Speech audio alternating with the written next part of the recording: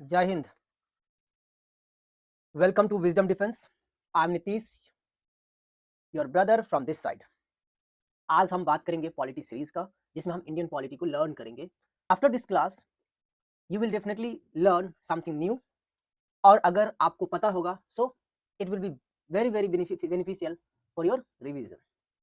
क्योंकि आज के लेक्चर में और आज के डिस्कशन में हम लोग बात करेंगे, इस वीडियो में हम बात करेंगे PYQ के, जो कि PYQ हम 2025 का first as well as second को कवर करेंगे। आप देखेंगे कि मोर देन 17 to 18 क्वेश्चन हर ईयर आए हुए हैं पॉलिटी से। So let's begin. पहले स्टार्ट करने से पहले I hope you guys are doing good, और आपकी प्रिपरेशन काफी अच्छी चल रही होगी। अगर आप अच्छे से कर रहे हैं दैट्स फाइन, अगर आप अच्छे से नहीं कर रहे हैं so you need to focus, because you don't have more than 21 to 22 days. So in 22 days focus on your revision and question practice. It will help you to score more, whether you know all the concept or not, it is not important. Let's do the questions and try to figure it out where you are lying, how much you are able to score. That's the matter. So now let's begin. हम कुछ important topic को शुरू में करेंगे। जैसे ये हमारा slide है, यू कैन सी, जहाँ हम PYQ ही करने हैं आए हैं, बट हम कुछ इंपॉर्टेंट चीज करेंगे जो हमारे लिए इंपॉर्टेंट है और जहाँ से क्वेश्चंस आते हैं। So I will start with first topic, जो है हमारा इंट्रोडक्शन ऑफ कॉन्स्टिट्यूशन और making of constitution.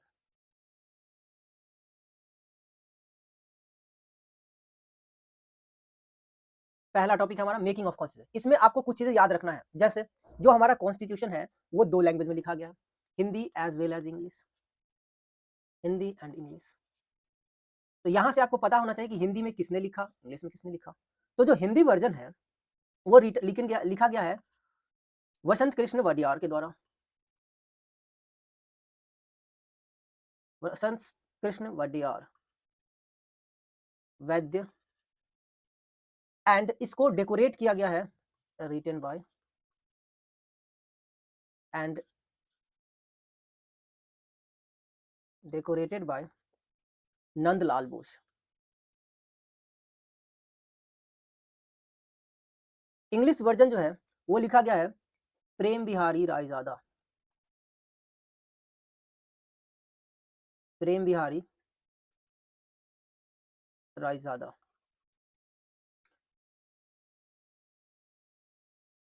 And decorated by और एडॉर्न बाय कह सकते हैं दियोहर Ram Manohar Sinha.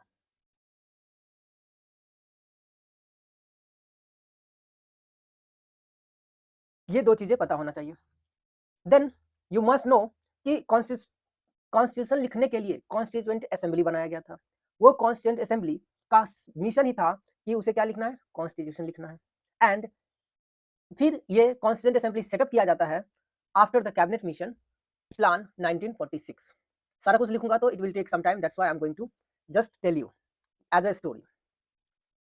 This constituent assembly consist of 389 members, and in 389 members में से 289 जो था वो इलेक्टेड था प्रोविंसेस से, 93 93 जो था नॉमिनेटेड था फ्रॉम प्रिंसली स्टेट्स, एंड 4 जो था, यहाँ से क्वेश्चन आते हैं कि जो 4 था 389 में से जो 4 था वो था प्रिंसली स्टेट्स, या फिर हम इसको सॉरी प्रिंसली स्टेट नहीं, इसको हम लोग chief commissioner areas, chief commissioner areas, जिसमें पहला चीफ कमिश्नर एरियाज था दिल्ली, दूसरा था आपका अजमेर एंड मेवाड़, थर्ड था आपका कुर्ग, एंड फोर्थ था आपका British Balochistan.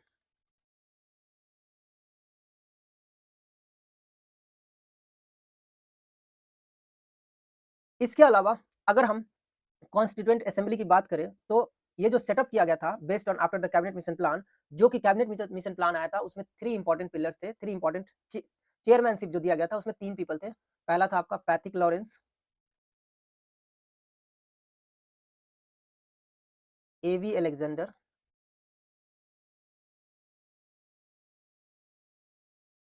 And Stafford Cripps.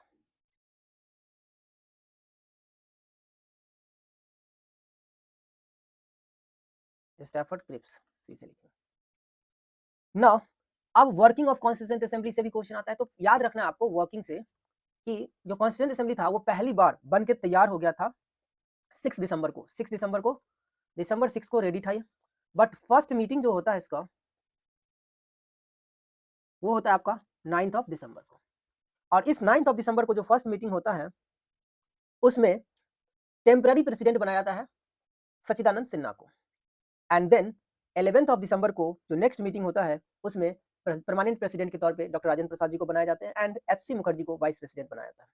इसके अलावा ये सब तो पता ही होगा, बट जो कुछ थोड़ा सा एक्स्ट्रा याद रखना है वो है आपको याद रखना कि adviser of the constituent assembly किसको बनाया गया था। So adviser of the constituent assembly वो बनाया गया था आपका बी.एन. राव को। इसके अलावा secretary of the constituent assembly जो थे HVR. Iyengar, secretary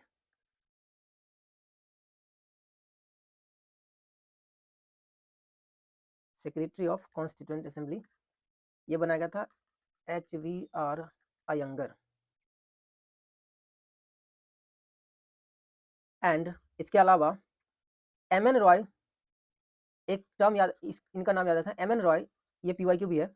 M.N.. Roy जो थे इन्होंने ही आइडिया दिया था कॉन्स्टिट्यूएंट असेंबली का first time gave idea of constituent assembly।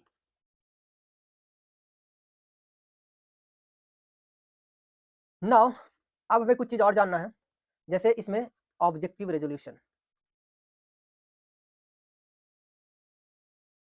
So objective resolution pass कब हुआ था? On 13 of December 1946। किसने पास किया था? तो नेहरू ने प्रपोज किया था। It was passed by Nehru, Jawaharlal Nehru. इसके अलावा आपको यू मस्ट नो ये जो ऑब्जेक्टिव रेजोल्यूशन था इन्होंने फाउंडेशन रखा था कॉन्स्टिट्यूशनल स्ट्रक्चर का, and it defined aspirations also. और ये जो था यूनानिमसली एक्सेप्ट किया गया था, accepted by the assembly on 22 जनवरी 1947 को, और इसी का जो हिस्सा था एज अ प्रेम्बल रखा गया, ऑब्जेक्टिव रेजोल्यूशन को ही एज अ प्रेम्बल रखा गया। इसके अलावा कुछ फैक्ट है जो आपको जानना होगा, जैसे हमारा 26 ऑफ नवंबर 1949 को हमारा कॉन्स्टिट्यूशनल असेंबली ने एक्सेप्ट किया कॉन्स्टिट्यूशन ऑफ इंडिया, यानी कि हमारा कॉन्स्टिट्यूशन तैयार हो गया 26 of November 1949, accepted constitution of India by constituent assembly. और इसी 26 नवंबर को इसलिए हम मनाते हैं कॉन्स्टिट्यूशन डे। इसके अलावा जो लास्ट सेशन हुआ था कॉन्स्टिट्यूएंट असेंबली का वो हुआ था आपका 24 ऑफ जैन 1950 को, लास्ट सेशन। एंड इसमें डॉक्टर राजेंद्र प्रसाद जी को, डॉक्टर राजेंद्र प्रसाद जो थे देश के प्रेसिडेंट बने थे, और इसी दिन क्या हुआ था? तो national song and national anthem accept किया गया था, national song and anthem, national song and national anthem adopted. अब आपको कमेंट करना है क्या नेशनल सॉन्ग क्या है और नेशनल एंथम क्या है। नाउ कुछ और इंपॉर्टेंट फैक्ट्स है जो हमें कहीं ना कहीं तो लिखना पड़ेगा। So I am going to write here, over here, जहां से क्वेश्चन आ सकते हैं कि नेशनल फ्लैग कब एक्सेप्ट किया गया था? नेशनल फ्लैग 22 ऑफ जुलाई 1947 को किया गया था। इसको डिजाइन किया गया था Pingali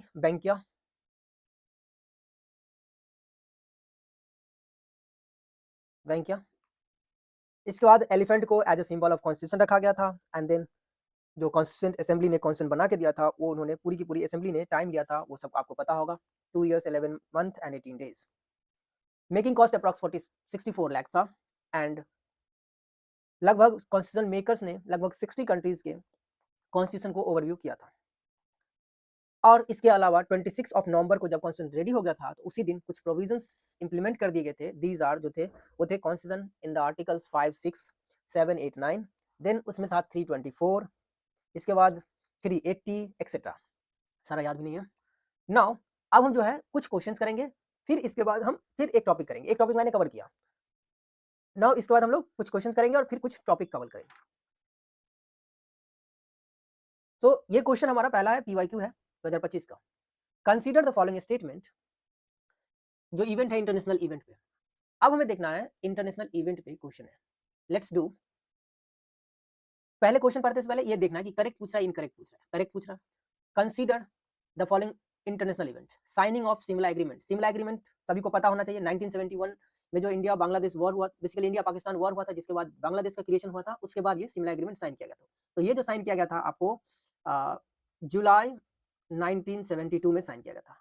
if we go more precisely तो ये 22 of July, no let me wait, 22 नहीं, it will be 2nd of July 1972 after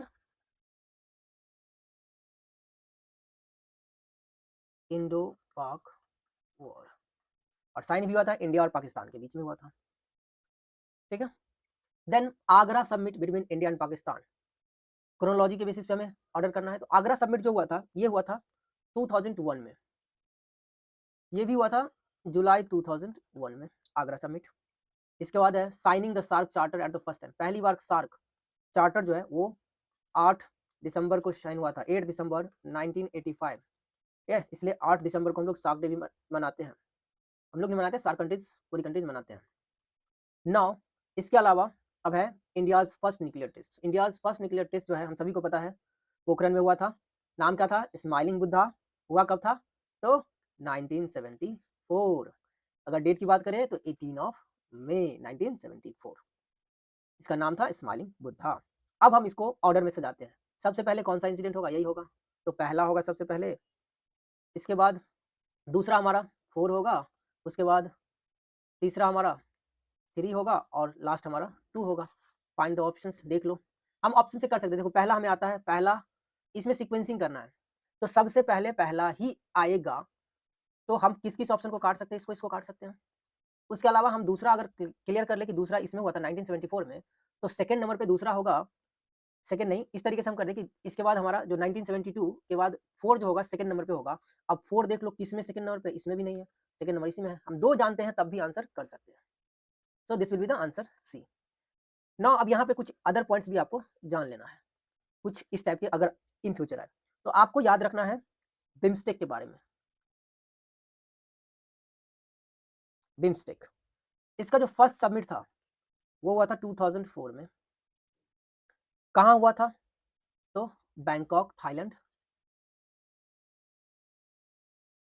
BIMSTEC की बात करें, इट वाज एस्टैब्लिश्ड इन 1997। इसका हेडक्वार्टर ढाका है। ये 4-5 चीजें हमें पता ही होना चाहिए। इसके बाद अदर ऑर्गेनाइजेशन की बात करें तो हम आसियान के बारे में जान लेंगे, और आसियान का जो फर्स्ट सबमिट था वो आपका हुआ था 1976 में, बाली में। बाली कहाँ है? You guys will comment. इसके अलावा यू मस्ट नो कि आसियान एस्टैब्लिश कब हुआ था, तो ये एस्टैब्लिश हुआ था 1967 में, 1967 8 ऑफ अगस्त को, इसलिए 8 अगस्त को आसियान डे मनाते हैं। एंड अब आसियान न्यूज में रहा है, 2025 में इसका हुआ है सबमिट, और 2025 का सबमिट हुआ था इसका मलेशिया में,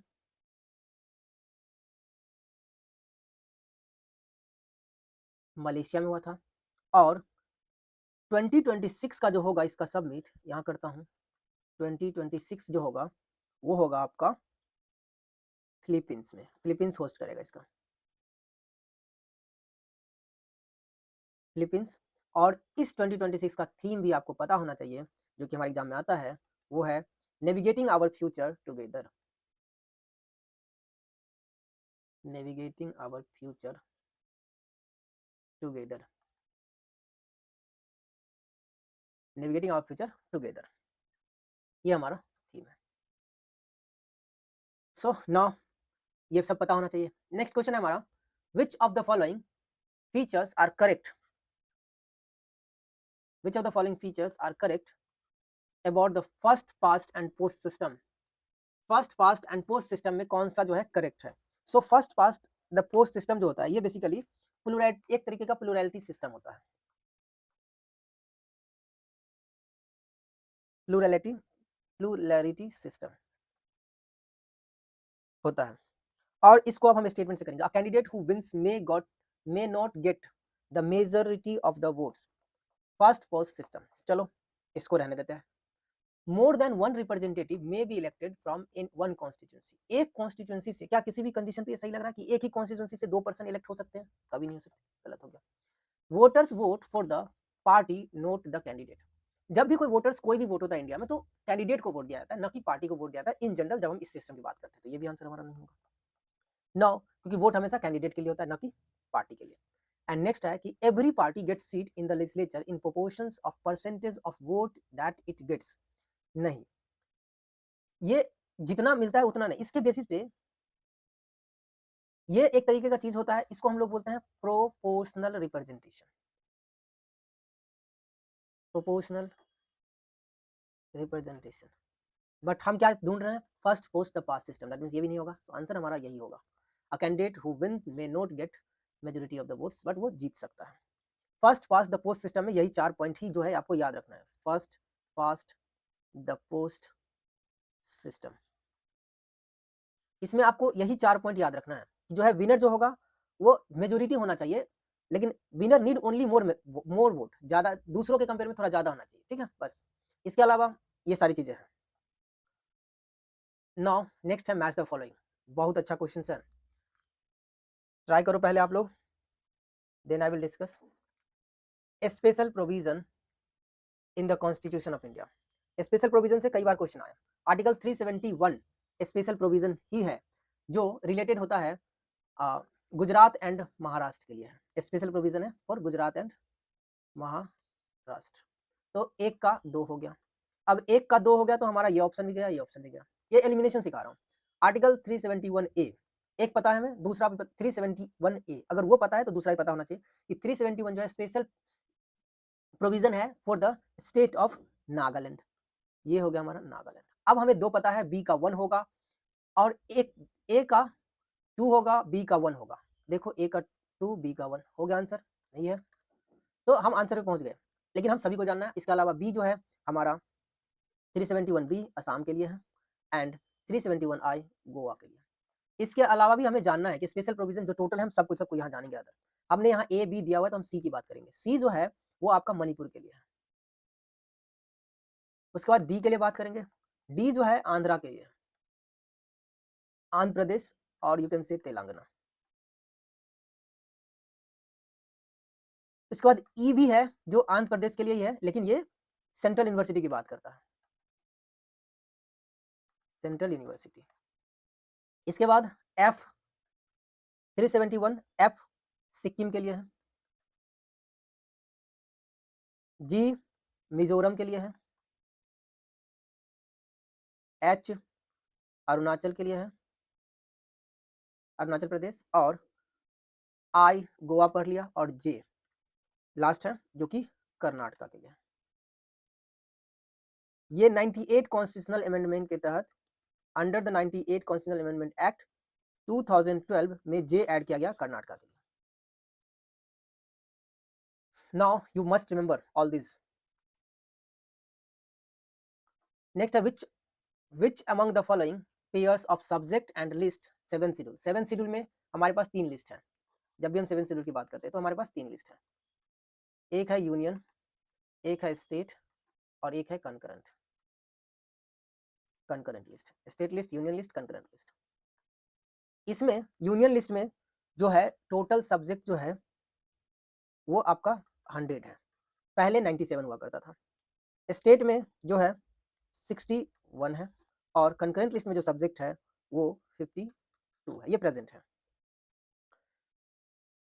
अब मैं कुछ इंपॉर्टेंट चीज यहाँ पे बताता हूँ, जैसे 42nd कॉन्स्टिट्यूशनल अमेंडमेंट एक्ट 1976 सभी को याद होगा, सभी डिफेंस एस्पिरेंट को, क्योंकि बहुत इंपॉर्टेंट अमेंडमेंट है। इसे मिनी कॉन्स्टिट्यूशन कहा जाता है। इसमें 3 वर्ड ऐड किया गया था, added 3 words, socialist, secular and integrity add किया गया था। और इसी में 5 सब्जेक्ट जो था उसको ट्रांसफर किया गया था, ट्रांसफर्ड टू कंकरेंट लिस्ट। कहां से? तो सब्जेक्ट से, स्टेट लिस्ट से। Let me write properly.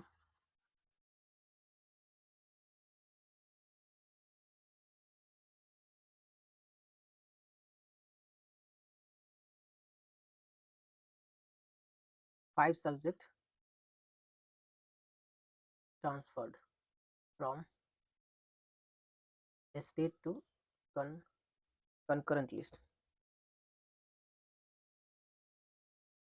पहला था उसमें प्रोटेक्शन ऑफ वाइल्ड एनिमल्स, तो याद आपको रखना है, वाइल्ड एनिमल्स एंड बर्ड्स। दूसरा था फॉरेस्ट। तीसरा था इसमें आपको एजुकेशन। फोर्थ था wait and major.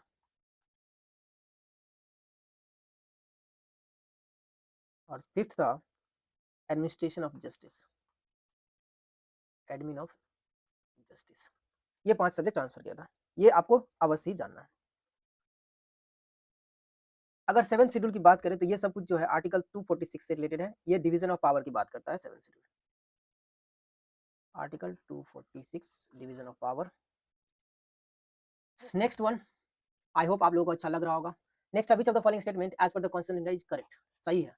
Provision for the reservation of seats for the women in the Lok Sabha and Rajya Sabha has been made vide 106 amendment act of constitution. क्या लगता है आपको 106 अमेंडमेंट के तहत क्या ये सही है? जी हाँ, बिल्कुल सही है। ये 2025 का न्यूज भी रहा था, न्यूज के बेसिस पे भी पॉलिटी के क्वेश्चन बनते हैं। फिर there are provision for the reservation of seats for the women in legislative assembly and legislative council in the states, ये भी सही है, रिजर्वेशन होगा। There are provision for the reservation of seats for the women in panchayat, ये इसका हिस्सा नहीं था। पंचायत को लेके इसमें किसी प्रकार का 106 में नहीं था डिस्कशन, क्योंकि ये पहले से पंचायती राज इंस्टीट्यूशन और लोकल अर्बन बॉडीज में पहले से मेंशन है कि वुमेन का भी जो है रिजर्वेशन होगा, 30% रिजर्वेशन प्रोबेबली है वहाँ पे, if I am not wrong. तो आंसर हमारा होगा थर्ड। नहीं होगा तो थर्ड, नहीं होगा तो ये नहीं होगा, ये भी नहीं होगा, अब ये नहीं होगा तो ये होगा, क्योंकि 2 भी हो रहा है। नेक्स्ट है which of the following statement preamble of the constitution is correct. अब प्रेम्बल की बात कर रहे हैं तो हम प्रेम्बल को यहाँ पढ़ेंगे, तब हम जाके क्वेश्चन करेंगे, सिंपल। तो हमारे पास लेट मी सी ब्लैक पेज, यस यहाँ हमारा, हम यहाँ प्रेम्बल को पढ़ते हैं। प्रेम्बल हम ऐसे नहीं करेंगे, इसको थोड़ा सा मोर एक्सप्लेनेटरी बनाते हैं।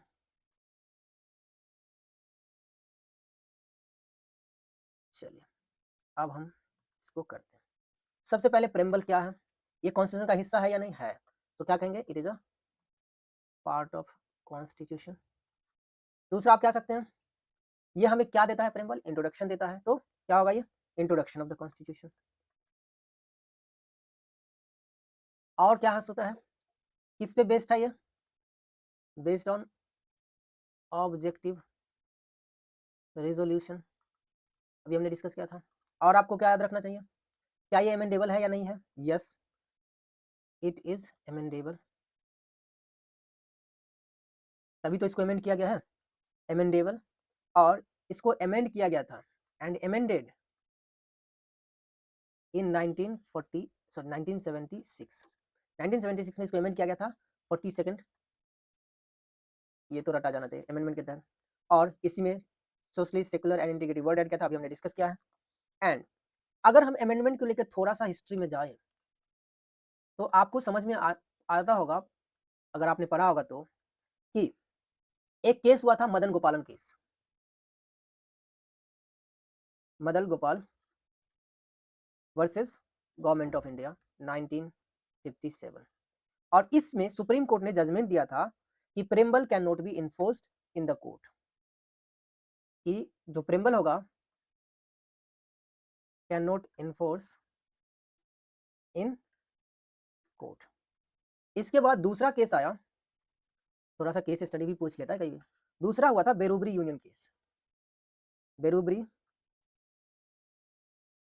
यूनियन, ये हुआ था 1960 में। और इसमें सुप्रीम कोर्ट कहा था कि प्रेम्बल जो है, preamble it doesn't a part of constitution, ठीक है। तो इन्होंने इसमें कहा गया था कि ये पार्ट ऑफ कॉन्स्टिट्यूशन नहीं है और लेजिस्लेचर इसको अमेंड नहीं कर सकता है। लेकिन इसके बाद आया तीसरा केस जिसका नाम है, बहुत बड़ी बात है ये, केशवानंद भारती केस, क्योंकि ये बेसिक स्ट्रक्चर की बात करता है और ये काफी इंपॉर्टेंट है। केशवानंद भारती 1973। और इसमें सुप्रीम कोर्ट ने जजमेंट दिया कि प्रेम्बल कॉन्स्टिट्यूशन का पार्ट है, पार्ट ऑफ कॉन्स्टिट्यूशन। इसके अलावा इन्होंने इसमें और भी एक जजमेंट आया कि लेजिस्लेचर इसको अमेंड भी कर सकता है, but it can not amend the basic structure of the constitution. और यहां से टर्म आया बेसिक स्ट्रक्चर का। और इसके बाद एक और केस होता है जिसमें कहा गया कि प्रेम्बल एक, जो कि आपके लिए इंपॉर्टेंट है, फोर्थ केस हुआ था union of India versus LIC, union of India versus LIC 1995।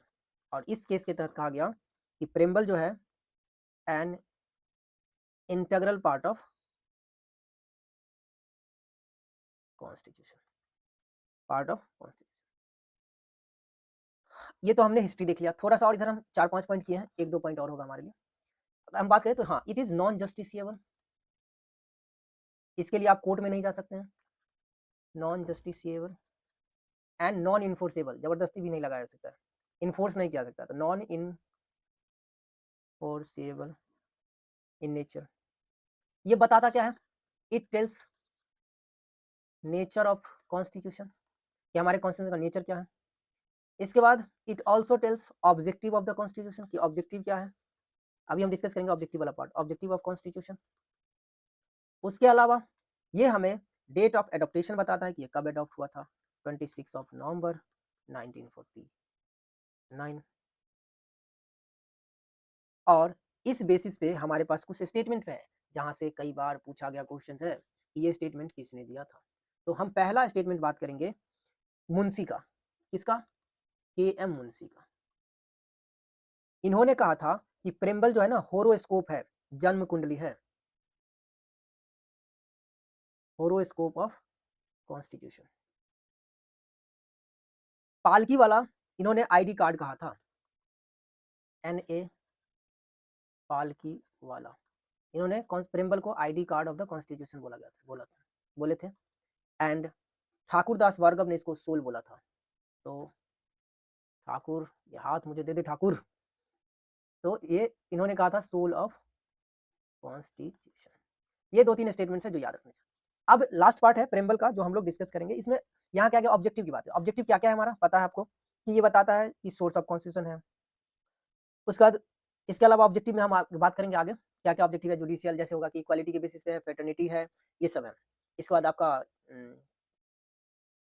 और क्या कह सकते हैं, अरे यार भूल गया, हाँ, जस्टिस की बात कर रहा था, लिबर्टी की बात करते हैं, लिबर्टी ऑफ फेथ, वर्शिप, ये सब डिस्कस करेंगे। तो अब हम क्वेश्चन पे आते हैं और कुछ चीजें जो है यहाँ हम कर लेंगे। ये हमारा क्वेश्चन था, यस। सो नाउ कहता है the word secular comes before the word socialist. अगर आपको 42nd याद है अमेंडमेंट, तो आपने पढ़ा है क्या कहे जो था, सोशलिस्ट, सेकुलर एंड इंटीग्रिटी।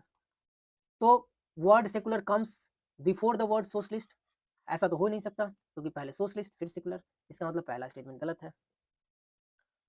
अब अगर पहला स्टेटमेंट गलत है तो हम ऑप्शन पे आते हैं, पहला हो नहीं सकता, पहला हो नहीं सकता, पहला हो नहीं सकता। नहीं भी आता है कुछ तो हम कर लेंगे कि नहीं कर लेंगे, it is very easy. But आगे थोड़ा सा एक्सप्लेनेशन देता हूँ कि the word justice comes before the word equality. अब इसके लिए आपको प्रेम्बल याद होना चाहिए, किसी को याद होना चाहिए, होता है हम भारत के लोग, भारत को एक संप्रभुत्व, संपन्न, समाजवादी, धर्मनिरपेक्ष लोकतंत्र बनाने के लिए ये सब याद करते हैं हिंदी में। इंग्लिश में कहते क्या, we the people of India solemnly resolve the constitution of India into a, क्या कहते हैं, टू, into उसके बाद क्या क्या यूज करते हैं word, to secure all its citizens. क्या सिटीजन्स को क्या प्रोवाइड करते हैं, जस्टिस। जस्टिस किस टाइप का, तो जस्टिस हम देते हैं इसको सोशल, पॉलिटिकल और इकोनॉमिक, तो इकोनॉमिक एंड पॉलिटिकल जस्टिस। इसके बाद हम बात करते हैं लिबर्टी का। तो लिबर्टी में हम क्या देते हैं इसको, liberty of thought, expression, belief, faith and worship. ये सीक्वेंसिंग याद रखना है बस। उसके बाद हम लोगों को प्रोवाइड करता है, यानी कि प्रेम्बल प्रोवाइड करता है equality. Equality in terms of what, status and opportunity. And उसके बाद फ्रेटर्निटी, भाईचारा, बंधुत्व की भावना। तो अब आगे करोगे तो पढ़ सकते हैं justice comes before the word equality. अब जस्टिस इक्वालिटी से पहले आता है, बिल्कुल आता है, सही है। इसके बाद the words fraternity comes after the word liberty, देखो बिल्कुल लिबर्टी के बाद फ्रेटर्निटी आता है, ये भी सही है। So the question is very much doable. Let's move next one. Which one of the following statement is correct regarding the motion. अब मोशन के बेस्ड पे क्वेश्चन है। इन the parliament of India, correct. Motion, तो a motion of no confidence can be admissible against an individual minister in the council of ministers। तो no confidence individual ministers के लिए नहीं आता है, तो ये गलत है।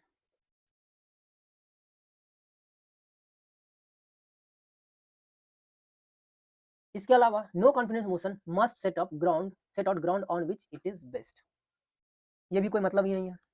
Rajya Sabha is not empower to return a motion of no confidence, हाँ ये सही है, क्योंकि राज्यसभा के पास इसके रिगार्डिंग कोई पावर नहीं होता नो कॉन्फिडेंस में। और a censure motion need to be based on specific ground और चार्ज, स्पेसिफिक ग्राउंड होना चाहिए। सेंसर के लिए स्पेसिफिक ग्राउंड की जरूरत, censure motion need not based, ground चाहिए। अब किसी की निंदा करे तो कैसे निंदा करे, किसी के बारे में बुराई करे तो कुछ ना कुछ हमारे पास बेस होना चाहिए ना, तो यहाँ लिखा नीड नॉट, जबकि जरूरत होता है, तो ये भी गलत है। तो हमारा आंसर होगा सी। अब हम थोड़ा सा एक्सप्लेनेशन दे तो हम तीन टाइप के मोशन को डिस्कस कर सकते हैं जो हमें जानना ही चाहिए, जिसके बारे में we don't have pace but I can do it here. तो हम बेसिकली तीन चीजों के बारे में तीन मोशन करेंगे यहाँ पे। एक एडजर्नमेंट मोशन करेंगे। एडजर्नमेंट मोशन में आपको सबसे पहले ध्यान देने होगा कि ये जो लाया जाता है ओनली लोकसभा में इसको इंट्रोड्यूस किया जा सकता है, ठीक है। और बट इंट्रोड्यूस करने के लिए इसके साथ मिनिमम 50 लोग चाहिए, 50 एमपीज का सपोर्ट चाहिए। उसके अलावा आपको इसमें हाउस को जब भी हम लेके आते हैं तो इसमें आपके पास कहाँ चाहिए, अर्जेंट कोई पब्लिक इंपॉर्टेंस टॉपिक होना चाहिए, एनी टॉपिक होना चाहिए of public, any topic of urgent कर सकते हैं, हाँ अर्जेंट पब्लिक इंपॉर्टेंस। एंड इस पे जो है आपको एडजर्नमेंट मोशन पे क्या होगा, डिस्कशन होगा और वोटिंग दोनों होगा, डिस्कशन एंड वोटिंग दोनों होगा। इसके बाद अगर ये पास हो जाता है तो गवर्नमेंट का काफ़ी सेंसरिंग होता है, अगर ये पास हो जाए तो गवर्नमेंट की काफ़ी निंदा होती है, सेंसरिंग ऑफ गवर्नमेंट।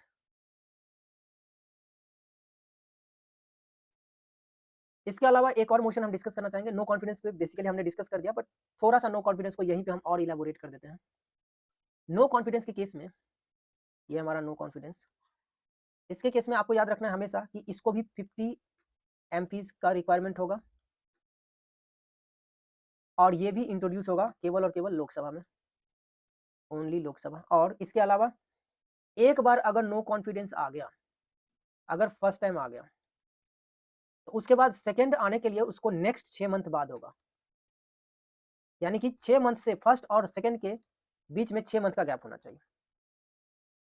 और ये जो है लाया जा सकता है, यहाँ से क्वेश्चन आया हुआ है कि ये जो लाया जा सकता है पीएम के अगेंस्ट लाया जा सकता है या एंटायर काउंसिल ऑफ मिनिस्टर के अगेंस्ट लाया जा सकता है, और किसी सिंगल मिनिस्टर्स या मेंबर के लिए भी लाया जा सकता है। इसके अलावा एक और मोशन हम यहाँ करेंगे जो कि काफी इंपॉर्टेंट है, प्रेसिडेंट से रिगार्डिंग होता है, मोशन ऑफ थैंक्स। ये सबसे क्वेश्चन आता है, अब एक से आ गया है तो बाकी दो से आ ही सकता है। करंट एनालिसिस है। तो मोशन ऑफ थैंक्स जो होता है ये generally first session after every general election और first session of every years president साहब क्या करते हैं, इसको प्रिजाइड ओवर करते हैं, यानी कि एड्रेस करते हैं। और इसके बाद इसका पास होना बहुत जरूरी है मोशन ऑफ थैंक्स का। अगर ये पास हो जाता है तो बहुत अच्छी बात है, लेकिन अगर ये पास नहीं होता है तो इस कंडीशन में गवर्नमेंट का डिफीट माना जाता है। चलो नेक्स्ट क्वेश्चन इसी को कर लेते हैं। पार्ट 4A, पार्ट 4A क्या है? पार्ट 4A फंडामेंटल ड्यूटीज है, आर्टिकल 51 का ए फंडामेंटल ड्यूटीज है। आंसर हमारा हो गया। लेकिन यहाँ है appointment of member of public service commission. अब हम कुछ आर्टिकल, इसको आर्टिकल के बेस पे देख सकते हैं कि किस आर्टिकल के तहत अपॉइंटमेंट होता है पब्लिक सर्विस कमीशन का। तो आर्टिकल 316 यही है, इसी पे बेस्ड है, यही बताता है। और अगर 316 पता है तो 315 भी पता होना चाहिए। इट स्टेट्स दैट कि पीसीएस जो होगा for union and state, article 315 कहता है कि पब्लिक सर्विस कमीशन होगा यूनियन के लिए भी और स्टेट के लिए भी। इसके बाद fundamental duties, function of public service commission, ये आपका आता है अंडर आर्टिकल 320। और provision for the functioning of the state government, ये आर्टिकल 240 से 140 से बहुत इसका लार्ज है, कहीं कहीं बीच में होता है, तो इसको जरूरत नहीं इसका लिखने का। सो नाउ नेक्स्ट पार्ट हमारा है which of the following statement about the Tashkent agreement. Tashkent समझौता याद होगा, हमारे प्यारे प्रधानमंत्री जी, नाम कमेंट करना कौन थे जो पाकिस्तान गए थे, फिर वहां से उनकी डेथ बॉडी आया था। So it was an agreement between India and Soviet union, पहला ही क्वेश्चन गलत हो गया। It was an agreement between India and Pakistan, yes correct. और क्वेश्चन भी यही पूछ रहा है कौन सा करेक्ट है, तो आंसर तो हमने कर दिया। It was an agreement that led to the formation of Bangladesh, नहीं शिमला था उसके वहाँ। It was an agreement between India and Mongolia, कहाँ से, हम आंसर पहुंच गए। बट हमें यहाँ से कुछ इंपॉर्टेंट चीज़, ये अगर ताशकंद की बात करें तो ये हुआ था 1965 के वॉर के बाद। तो आफ्टर 1965 वॉर, तो मतलब कब साइन हुआ होगा, तो इन 1966 में ये ताशकंद एग्रीमेंट हुआ था। एंड इस एग्रीमेंट के बाद जो है, इसके बाद हुआ था, और उसके बाद आपको जो कुछ इंपॉर्टेंट जो है इंडिया पाकिस्तान के बीच का एग्रीमेंट है वो आपको जानना चाहिए। बता देता हूँ यहाँ पे एग्रीमेंट इंडिया और पाकिस्तान के बीच। तो एक याद रखना, स्टार्टिंग से याद करते हैं, यहाँ तक 1960 में हम लोग ने साइन किया था इंडस वाटर ट्रीटी। उसके बाद 66 में हमने ये कर लिया ताशकंद। इसके बाद 1972 शिमला अभी हमने करके आया। इसके बाद हम लोग 1972 के बाद हम लोगों ने एग्रीमेंट साइन किया एक 1999 में, और वो था हमारा लाहौर डिक्लेरेशन। और लाहौर डिक्लेरेशन में अटल बिहारी वाजपेयी और नवाज शरीफ जी ने डी एस्केलेशन न्यूक्लियर टेंशन पे एग्रीमेंट साइन किए थे कि हम न्यूक्लियर टेंशन को डी एस्केलेट करेंगे। उसके बाद एक एग्रीमेंट हुआ था हमारा 2003 में, एलओसी के ऊपर हुआ था एग्रीमेंट सीज फायर को लेके। एंड फिर हमने एक किया था 2007 में, जो हम एक्सीडेंटल जो है न्यूक्लियर वेपन्स का यूज एक्सीडेंटल यूज के बेसिस पे रिड्यूस करेंगे एक्सीडेंटल रिस्क को, 2007 में हुआ था। और एक और 1988 में हुआ था, वो था अटैक अगेंस्ट न्यूक्लियर इंस्टॉलेशन, लेकिन हम लोगों ने मारा फिर से हम लोगों ने क्या था कि prohibition against attack on nuclear installation, ये राजीव गांधी जी ने किए थे बेनजीर भुट्टो से 1988 में। राजीव गांधी एंड भुट्टो, बेनजीर भुट्टो के बीच में साइन हुआ था कि हम लोग न्यूक्लियर इंस्टॉलेशन पे अटैक नहीं करेंगे, nuclear installation. So I hope all these are clear. Next है which among the following is not a language listed in the 8th schedule. इस पे मैंने एक शॉर्ट्स भी बनाया था, आप देख सकते हो यूट्यूब पे ही होगा। बट चलो एक बार और डिस्कस करते हैं। 8th शेड्यूल है official language, official language 8th schedule, इसमें टोटल 22 लैंग्वेज है। इनिशियली 14 लैंग्वेज था बेसिकली, जैसे ऊपर से चले नॉर्थ से तो बोलते हैं ऐसे, अगर मैप बनाए थोड़ा सा, उतना अच्छा तो आता नहीं मुझे, तो अगर हम थोड़ा सा चले तो यहाँ कश्मीरी, सिंधी, पंजाबी, इसके बाद ये पूरा बेल्ट हिंदी, इसके बाद यहाँ पे हम लोग चल जाते हैं इधर वेस्ट बंगाल तरफ बंगाली, असम असामी, इस तरीके से नीचे आ जाते हैं इधर उड़िया, उड़ीसा वाला उड़िया, ये सब कुछ लैंग्वेज है, इस तरीके से हम याद रख सकते हैं। गुजराती, महाराष्ट्र में चले मराठी, कन्नड़, तेलुगु, तमिल एक्सेट्रा, ये सब है। तो इनिशियली हमारे पास 14 लैंग्वेज जो था इसमें ऐड था 8th शेड्यूल में। उसके बाद 14 लैंग्वेज के बाद जो है एक अमेंडमेंट होता है, और इस अमेंडमेंट का नाम है 21st कॉन्स्टिट्यूशनल अमेंडमेंट एक्ट 1967 और इसमें सिंधी ऐड किया गया एज 15th लैंग्वेज। इसके बाद 71st अमेंडमेंट हुआ 1992 में और इसमें 3 लैंग्वेज जोड़ा गया, Konkani, Manipuri and Nepali. And in दोनों को जोड़ो आएगा 92, तो 92nd अमेंडमेंट एक्ट जो कि 2003 में हुआ, इसमें 4 अलग लैंग्वेज जोड़ा गया। नेक्स्ट बोडो, डोंगरी, मैथिली एंड संथाली, ये 4 लैंग्वेज। अब क्वेश्चन पे आ जाओ, अब क्वेश्चन ना हो तो बताना। Note listed in the constitution 8 schedule of the constitution, Manipuri listed है नहीं है, गोंडी, नेपाली डोगरी है ये नहीं है, तो आंसर हमारा होगा बी।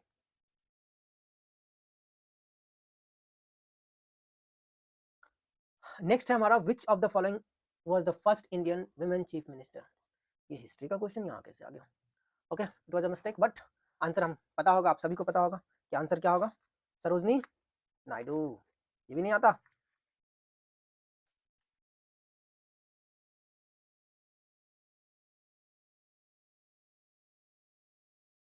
चलिए next one, which among the following criteria are specified for granting a special category status to the states in India? India में स्पेशल कैटेगरी के लिए क्या क्या स्टेटस होना चाहिए? हिली एंड डिफिकल्ट ट्रेन होना चाहिए, बिल्कुल सही है। इकोनॉमिक एंड इंफ्रास्ट्रक्चर बैकवर्डनेस है तो उसको बढ़ावा देने के लिए किया जाता है, बिल्कुल ये भी होगा। इसके अलावा कहता है स्ट्रेटेजिक कोस्टल जोन, अगर स्ट्रेटेजिकली कोई भी लोकेशन इंपॉर्टेंट है तो उसके लिए स्पेसिफाइड ग्रांट स्पेशल कैटेगरी में उसको भी रखा जाता है, ये भी सही है। And sizeable share of tribal population, ये भी एक रीजन है कि ट्राइबल पॉपुलेशन का एक अच्छा खासा अगर पॉपुलेशन है तो उसके बेसिस पे भी इसको स्पेशल स्टेटस ग्रांट करें। यहाँ सभी ऑप्शन सही होंगे, इसमें कुछ खास है ही नहीं, ये तो अंडरस्टैंडिंग बेस्ड है। अब है जीएसटी रिलेटेड अमेंडमेंट। अमेंडमेंट हर बार क्वेश्चन आता है, अभी हमने मैंने कितना लगभग 7-8 अमेंडमेंट तो अभी करवा दिया मैंने, जो कि काफी इंपॉर्टेंट है, अब यहाँ भी कुछ करवा ही दूंगा। तो जो अमेंडमेंट है करा है जीएसटी से रिलेटेड है, कॉन्स्टिट्यूशन 101st अमेंडमेंट कॉन्स्टिट्यूशन। तो जीएसटी, जब भी जीएसटी दिमाग में आए तो 101 याद रख लेना, 101st अमेंडमेंट के तहत ही कॉन्स्टिट्यूशन में जीएसटी ऐड किया गया था, तो ये तो होगा ही आंसर। अब इसके अलावा कॉन्स्टिट्यूशन 102, अब 102nd अमेंडमेंट जो हुआ था उसके तहत, ये 2018 में हुआ था, इसमें आपको एनसीबीसी पता होगा। एनसीबीसी ये एक कॉन्स्टिट्यूशनल स्टेटस है, इसको इस कॉन्स्टिट्यूशनल स्टेटस दिया गया था और इसके लिए एक आर्टिकल था 338 का बी। इससे पहले एनसीएससी हुआ करता था, उसको बाइफरगेट करके एनसीबीसी और एनसीएसटी बनाया गया। जो 338 ए था वो एनसीएसटी और एनसीबीसी जो है 338 बी में रखा गया था 102 के तहत। इसके बाद है 104th अमेंडमेंट जो हुआ था, ये ऑलमोस्ट इसमें इन्होंने एक्सटेंड किया था रिजर्वेशन सीट को, किसके लिए? फॉर एससी और एसटीज के लिए, एससी एसटीज के लिए reservation in Lok Sabha and assemblies. और 106 अभी एक क्वेश्चन हमने डिस्कस किया था 106 अमेंडमेंट पे, विमेन के लिए रिजर्वेशन की बात की थी लोकसभा और राज्यसभा, असेंबली में और लोकसभा में, और हाँ पंचायत में उसका कोई रोल नहीं था क्योंकि पहले से हुआ है। नेक्स्ट है हमारा सीबीसी। हमने एक वीडियो किया है कॉन्स्टिट्यूशनल बॉडी पे, यू मस्ट वॉच।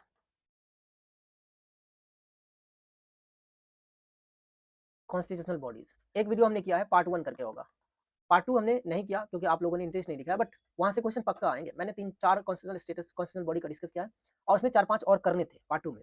उसके अलावा नॉन कॉन्स्टिट्यूशनल बॉडी या फिर स्टैट्यूटरी बॉडी होता है, उसमें से एक हमारा है इंपॉर्टेंट जो है सीबीसी। सीबीसी ये होता है सेंट्रल विजिलेंस कमीशन। हम अभी थोड़ा सा इसको एक्सप्लेन करते हैं फिर क्वेश्चन पे आते हैं, थोड़ा सा सीबीसी को एक्सप्लेन करते हैं। सीबीसी जो होता है एक मल्टी मेंबर बॉडी होता है, मल्टी कहने का मतलब एक से ज्यादा मेंबर हो गए तो मल्टी मेंबर बॉडी हो। इसके अलावा अब मल्टी मेंबर है तो कितने हैं? तो इसमें एक चीफ कमिश्नर होता है जिसको हम लोग चेयरपर्सन बोलते हैं या चेयरमैन, तो एक चीफ विजिलेंस कमिश्नर होता है जिसको हम लोग चेयरमैन या फिर चीफ ही रखो, और उसके अलावा 2 विजिलेंस कमिश्नर होता है, चीफ विजिलेंस कमिश्नर और 2 विजिलेंस कमिश्नर होता है, यानी कि 3 मेंबर बॉडी है। अब इनका कुछ ना कुछ टर्म होगा, तो टर्म जो है इनका 4 ईयर का होता है एंड 65 ईयर का होता है। मतलब क्या हुआ कि 4 साल का टेन्योर है और जब तक 65 ईयर्स हो जाना चाहिए या 65 ईयर्स के कम हो, भले ही 4 साल पूरे ना, अगर 65 हो गया तो रिटायर होना होगा।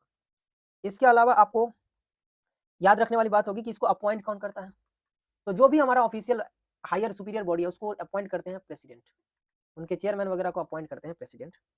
लेकिन प्रेसिडेंट अपने मन से नहीं करते हैं, इनको मिलता है रिकमेंडेशन,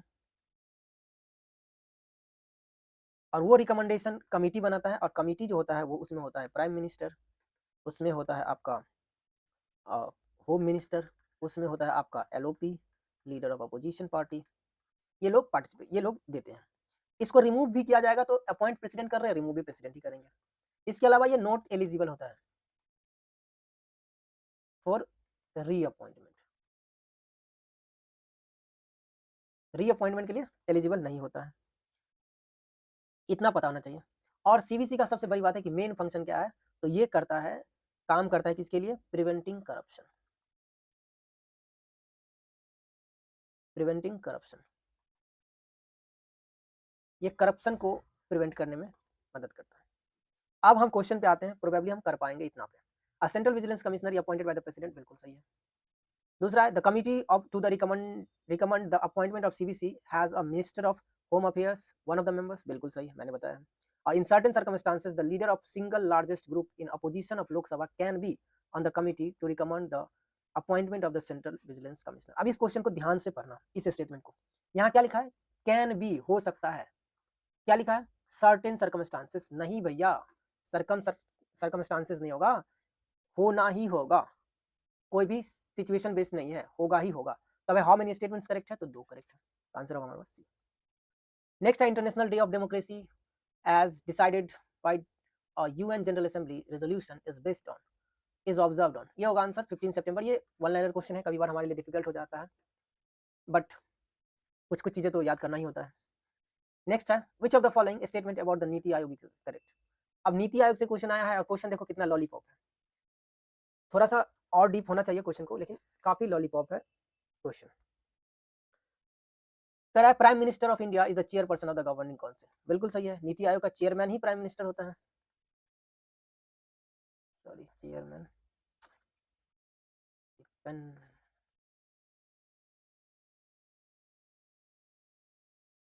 चेयरमैन पीएम ही होता है।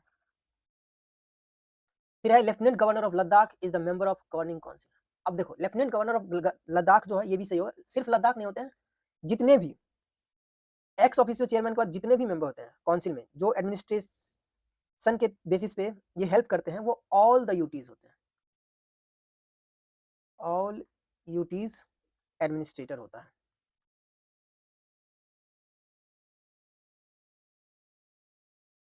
वो जो होता है वो गवर्निंग काउंसिल का मेंबर होता है, ऑल एडमिनिस्ट्रेटिव यूटीज एडमिनिस्ट्रेटर, चाहे लेफ्टिनेंट गवर्नर हो, चाहे क्या बोलते हैं उसको, जैसे भी गवर्न कर रहा हो। तो हमारा दोनों आंसर सही होगा, तो B, both C, both A and B. Next हमारा which of the following statement about the national commission for women is correct, NCW, national commission for women. अब एनसीडब्ल्यू जो है, सबसे पहले याद रखना कि ये एक कॉन्स्टिट्यूशनल बॉडी है,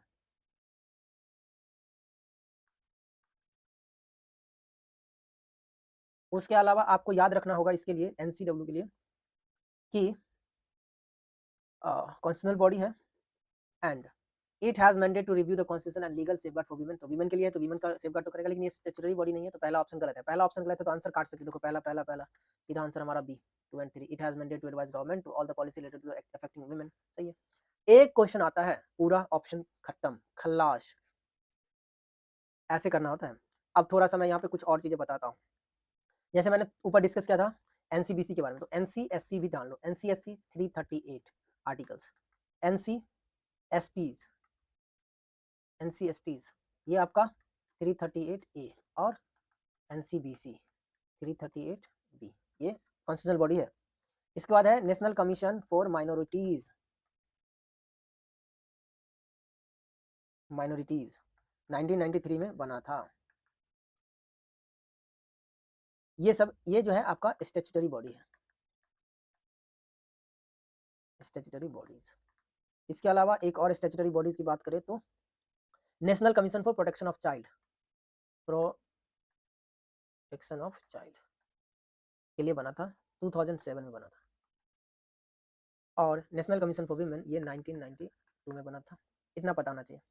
और कॉन्स्टिट्यूशनल बॉडी जैसे कैग हुआ है, अटॉर्नी जनरल हुआ है, एडवोकेट जनरल हुआ है, ये सब आपको पढ़ के जाना है। इलेक्शन कमीशन मैंने डिस्कस किया है कॉन्स्टिट्यूशनल बॉडी वाले पार्ट में, UPSC, state PSC, finance commission, ये सब हमने डिस्कस किया है। नेक्स्ट है, क्योंकि वीडियो लेंथी हो रहा है, जल्दी खत्म करना है। Which among the following is the latest language is to be included in the 8th schedule. अभी हमने 8th शेड्यूल पढ़ा है, लास्ट वाला पढ़ा है 92nd अमेंडमेंट, इसमें बताया था आपको क्या, बोडो डोगरी मैथिली संथाली। तो देख लो, नेपाली है, कोंकणी है, मणिपुरी नेपाली कोंकणी, ये सब ऐड हुआ था 71st में। तो बचा एक मैथिली, ये आंसर होगा। अब थोड़ा सा हमारे पास स्पेस है तो एक चीज और बता दूं आपको, क्लासिकल लैंग्वेज,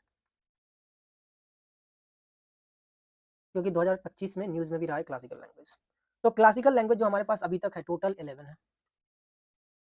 कौन कौन से हैं, तो आपको एक साउथ इंडियन ज्यादातर है, तमिल, तेलुगु, कन्नड़, मलयालम, मलयालम 4 हुआ, इसके बाद उड़िया 5 हुआ, एक संस्कृत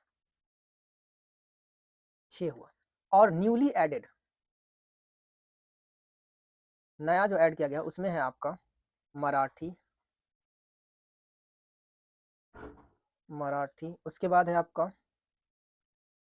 पाली, प्राकृत, और मराठी पाली प्राकृत, और आसामीज, और एक और था, हाँ, बंगालीज। ये 6 लैंग्वेज, ये 5 न्यूली एडेड है, और ये 6 टोटल 11 है। अब हम करेंगे नेक्स्ट पार्ट हमारा, अब हम काफी क्लोज पहुंच रहे हैं फिनिश करने में, 10 क्वेश्चन और होंगे और कुछ चीजें और डिस्कस कर लेंगे। नेक्स्ट है कि विच one among the following states has the right highest number of states in the council of states. तो काउंसिल ऑफ स्टेट्स, पहले दो चीजें समझना होगा, काउंसिल ऑफ स्टेट का मतलब क्या होता है। तो काउंसिल ऑफ स्टेट का मतलब होता है राज्यसभा, और हाउस ऑफ द पीपल ये होता है लोकसभा। ओरिजिनल नेम यही है, कॉन्स्टिट्यूशन में मेंशन, लोकसभा और राज्यसभा कॉन्स्टिट्यूशन में मेंशन नहीं है, ये बाय द डिक्टम जो होता है ना, फॉलो करते हैं, उसके बेसिस पे इसका नाम है लोकसभा और राज्यसभा। चलो आप सीट्स की बात कर रहे थे, थोड़ा सा हमें 5 इंपॉर्टेंट जानना है, सबसे हाईएस्ट वाले में 5 जानना है बस, उसके बाद हमारा इस टाइप के क्वेश्चन कर लेंगे। तो यूपी जो होता है सबसे ज्यादा, यूपी में लोकसभा ऐसे लिख लो, राज्यसभा ऐसे कर लेते हैं, 80 सीट्स है लोकसभा का, यूपी में सबसे ज्यादा। पर यहाँ पूछा भी चाहेंगे तो following highest number of seats, तो यूपी ऑप्शन ही नहीं है। उसके बाद सेकंड ऑप्शन है, और पूछ क्या रहे राज्यसभा में, तो राज्यसभा में यूपी में जो है 31 सीट्स है। इसके बाद सेकंड हाईएस्ट है महाराष्ट्र, महाराष्ट्र का लोकसभा में 48 सीट है और राज्यसभा में 19 सीट्स है। और इसके बाद 42 है आपका आंध्रा में, किसमें, लोकसभा में, लेकिन राज्यसभा में आंध्रा तीसरे नंबर पे नहीं है, क्योंकि 11th है इसका सीट, सिर्फ 11 सीट्स है इसके पास, तो ये थर्ड नंबर पे नहीं है राज्यसभा में। और इसके बाद आपका बिहार है, हमारा बिहार 40, और उसके बाद तमिलनाडु है, वहां आपका 39 सीट है लोकसभा। ये पांचों लोकसभा के लिए याद रखना। राज्यसभा के लिए 31, 19 यूपी के लिए 31, महाराष्ट्र के लिए 39। उसके बाद तीसरे नंबर पे आता है इसमें तमिलनाडु, ऐसे लिखना, यार, तमिलनाडु राज्यसभा में इसके पास 18 सीट है। इसके बाद आपको बिहार के पास राज्यसभा में 16 सीट है, इतना ही वेस्ट बंगाल के पास भी है, और कर्नाटका के पास 12 है। तो ये 5 आपको याद रखने हैं राज्यसभा के केस में। तो हमारा ऑप्शन क्या होगा, देखो यूपी और महाराष्ट्र ऑप्शन में ही नहीं है, तो तीसरा ऑप्शन हमारा तमिलनाडु होगा, तो ये हमारा आंसर होगा। 20 इंडस वाटर ट्रीटी पे बेस्ड क्वेश्चन है कि the term Indus eastern river means the Sutlej, Beas and Ravi taken together, सही तो ईस्टर्न, और term western river taken together means Indus, Jhelum और चेनाब, सही है, दोनों ऑप्शन सही होगा। ज्योग्राफी का क्वेश्चन आ गया by mistake. Which of the following statement correct about the constitution of India, constitution of India के बेसिस पे कौन सा करेक्ट स्टेटमेंट है, ये भी मैंने रील्स में कराया है, एक छोटा सा क्वेश्चन है ये। Constitution of India 86 amendment Act added the right to education to the chapters of Directive Principle of State Policy.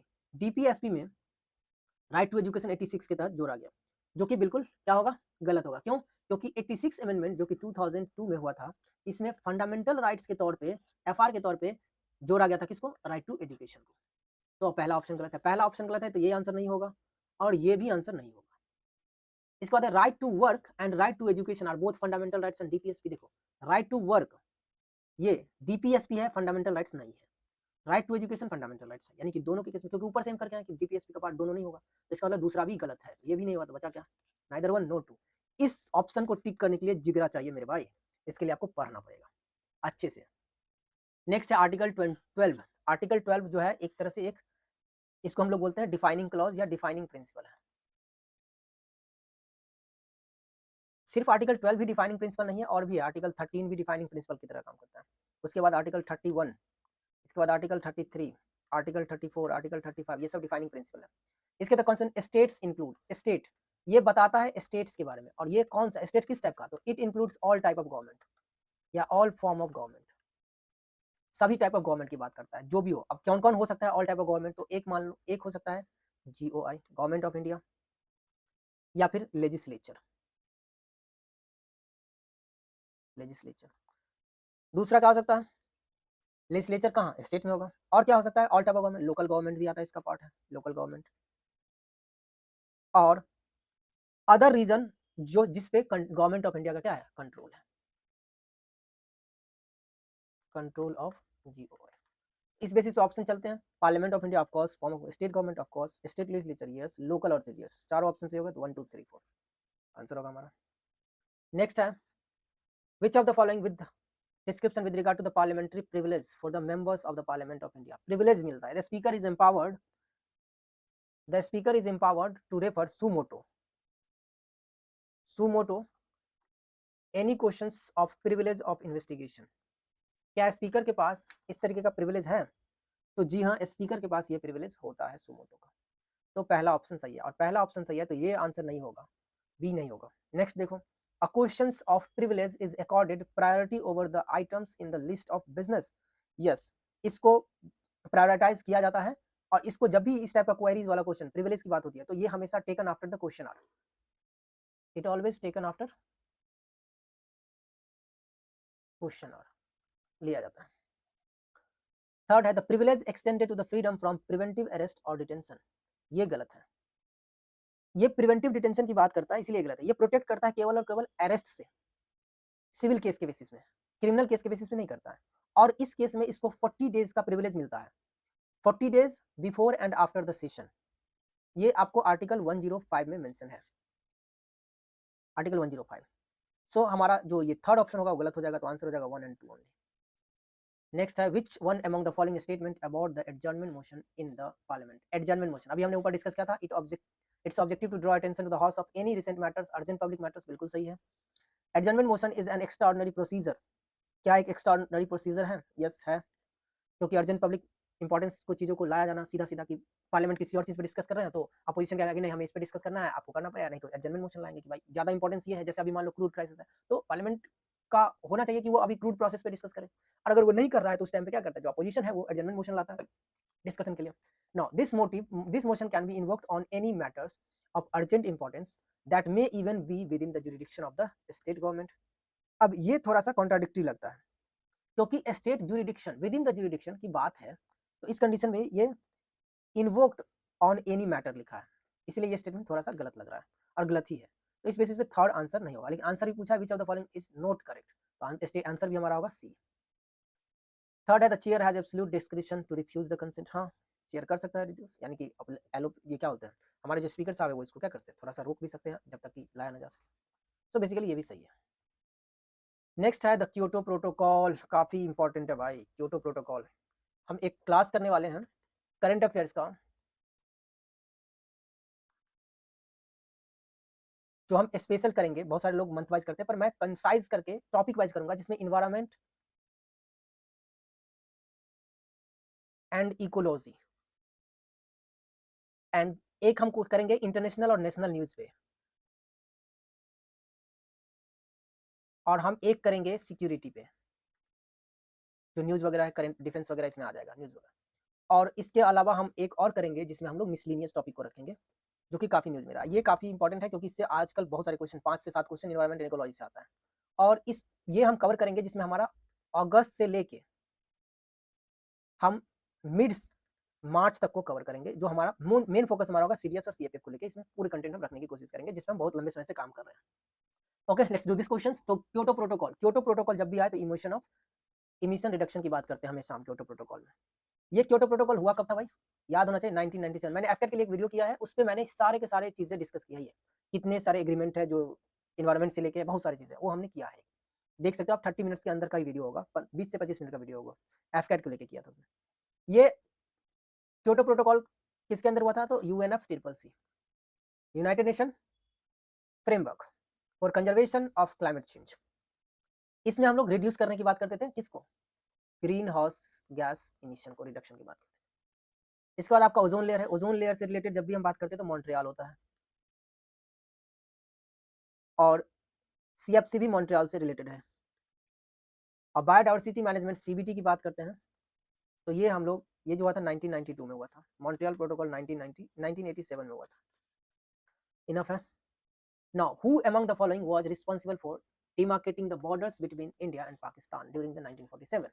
तो ये होगा रेड क्लिफ। कितना बार पढ़ते हैं? रेड क्लिफ जो था फॉर पंजाब और बंगाल रीजन को लेकर डिवीजन चला था उस टाइम पे, बाउंड्री कमीशन का चेयरमैन था ये, और इन्होंने ही अनाउंस किया था रेड क्लिफ लाइन। कब किया था? तो ऑन 17 अगस्त 1947 को अनाउंस किया था। इसके अलावा अगर ऑप्शंस हैं हमारे पास तो उसको हम डिस्कस कर लेते हैं थोड़ा सा। इंटरनेशनल जैसे डूरंट लाइन होगा, ये डूरंट लाइन अफगानिस्तान और ब्रिटिश इंडिया के बीच था, बट आफ्टर डिवीजन ये हो गया अफगानिस्तान और पाकिस्तान। ये साइन हुआ था 1893 में। इसके बाद एक लाइन है मैकमोहन, हेनरी मैकमोहन चेयरमैन था उस टाइम, इंडिया और चाइना बॉर्डर 1914। चलो यार, तो इंटरनेशनल बॉर्डर के लिए इसलिए सोल्यूशन है। अब since Wars begin in the minds of man, it is minds of man that defence of peace must be constructed. This observation can be found in the constitution of which of the following organ of the United Nations. United Nations का एक body है जिसका नाम है UNESCO. Option में ढूंढो UNESCO कौन है। यूनेस्को का ये स्टेटमेंट है, यूनेस्को का जो है प्रेम्बल है, इसमें ये स्टेटमेंट मेंशन है। ढूंढो यूनेस्को कौन सा ऑप्शन है? UNESCO। आंसर होगा हमारा ये। नेक्स्ट है, we are very close to finish this discussions. So which among the following is correct? First Law Commission recommended the Indian Penal Code 1860. अब फर्स्ट लॉ कमीशन सही है 1860। चेयर्ड किया गया था किसके द्वारा, याद है? Chaired by Macaulay.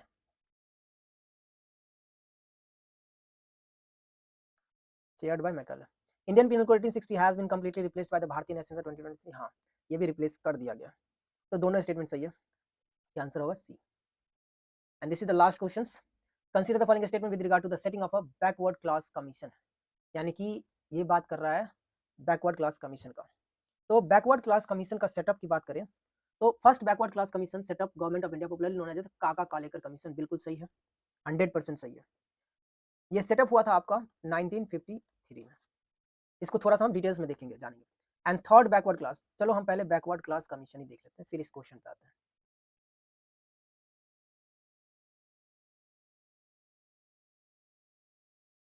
तो बैकवर्ड क्लास कमीशन फर्स्ट जो हुआ था वो 1953 में हुआ था, कालेकर थे पर।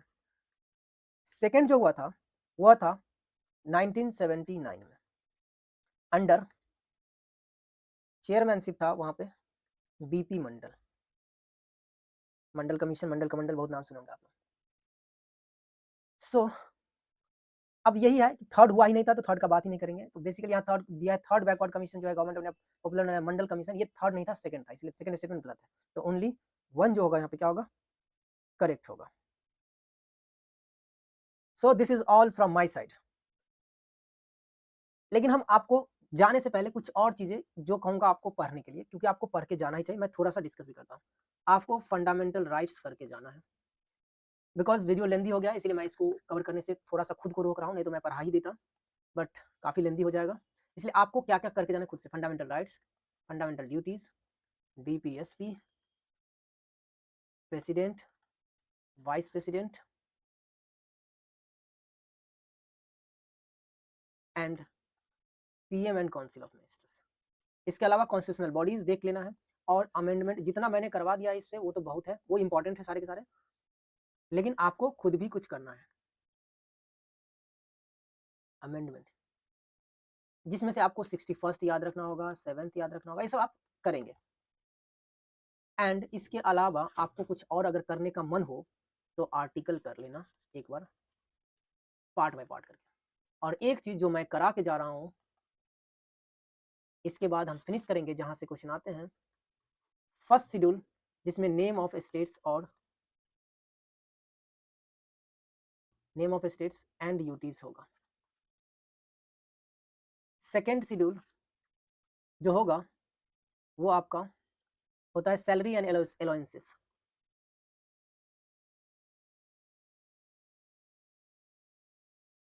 ऑफ कॉन्स्टिट्यूशनल ऑफिसर्स या ऑफिसर्स। थर्ड में ओथ एंड एफर्मेशन का बात करता है, oath and affirmations. Fourth schedule जो है उसमें आप एलोकेशन ऑफ सीट्स इन लोक Rajya Sabha, allocation of seats in Rajya Sabha.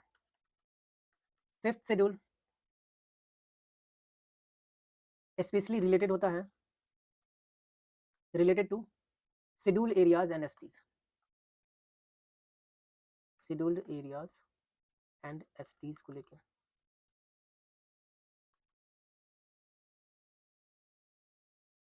Sixth schedule जो है उसमें आपको ट्राइबल एरिया की बात करता है, specially Assam,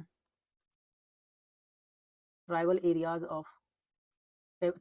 in Assam, Meghalaya, Tripura and Mizoram. ये भी क्वेश्चन आया है कि विच of the following is not mention in the state not mention in the sixth schedule, Assam, Meghalaya, Tripura and Mizo. Seventh schedule याद ही होगा, division of power between union and states, जिसमें अभी हम डिस्कस किए ऊपर, division of power. Eighth schedule official language. Ninth schedule acts and regulation of the state legislature.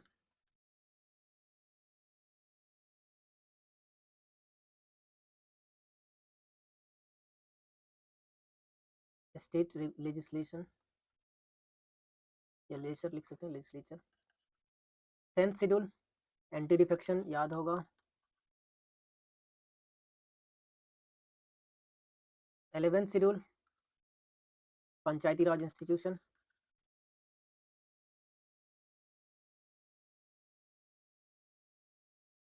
याद रखना है पंचायती राज इंस्टीट्यूशन, जब भी याद आए दिमाग में रखना।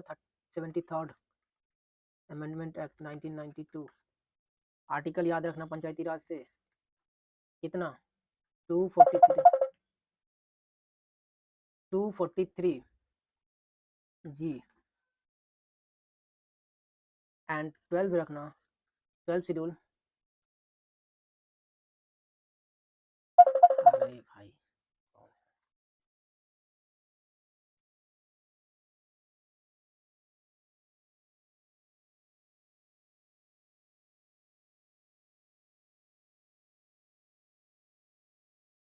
और 12th schedule local urban bodies. ये आपको खबर होना चाहिए इतना। सो that's it from my side. और इस बेसिस पे आप ये दोनों भी कवर कर लेना, पंचायती राज इंस्टीट्यूशन, लोकल अर्बन बॉडीज, ये सब करके जाना। सीबीसी मैंने पढ़ा दिया है। और इसके अलावा एक और काम कर लेना, लोकपाल एंड लोक आयुक्त, ये भी पढ़ के जाना। इतना में पॉलिटी से एक भी क्वेश्चन नहीं छूटेगा। So that's it from my side. I hope you guys will cover all those things that we have said to you. Thank you, मिलते हैं नेक्स्ट वीडियो में।